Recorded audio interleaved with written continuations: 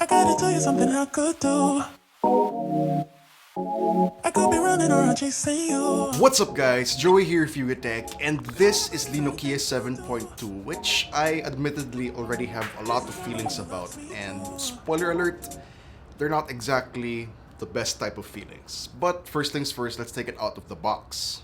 So lifting up the lid, first we see the phone itself on the right side. Below it is the SIM ejector tool, and to the left we have a smaller box that contains the USB Type-C cable, a pair of earphones, and the charger. For now, let's talk about the build. Up front, we get a 6.3-inch IPS display with a resolution of 2280 by 1080. So far, it's pretty good. Sharp, nice colors, good viewing angles, all that. But we have pretty darn thick bezels on all sides by today's standards. The water drop notch does help with this a little bit, but it just feels like it was added for empty style points. Moving to the back, we get a nice matte finish on the panel that feels characteristically solid. On the upper portion of the back, there's a circular camera module that certainly takes inspiration from the new washing machine design trend from phones like the Mate 30 Pro and Nex 3.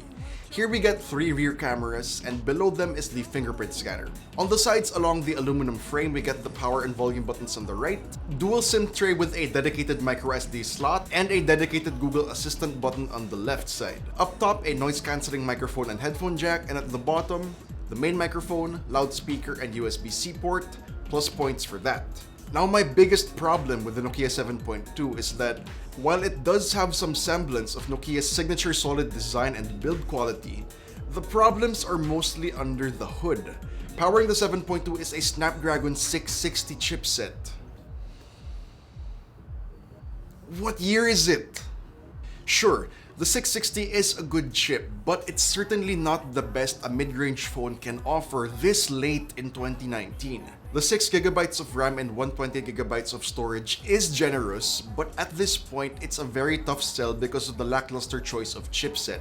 And it's also been pretty much established throughout the year that a 4000 mAh battery capacity is the new gold standard, and the Nokia 7.2 only has a 3500 mAh cell. For stock Android lovers out there, of course, this is an Android One device, so that is covered for fans of stock.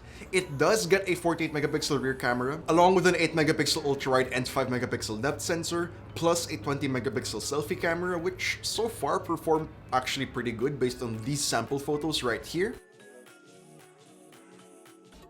So yes, the cameras may be a redeeming quality for this phone, but that price tag, 15,990 pesos.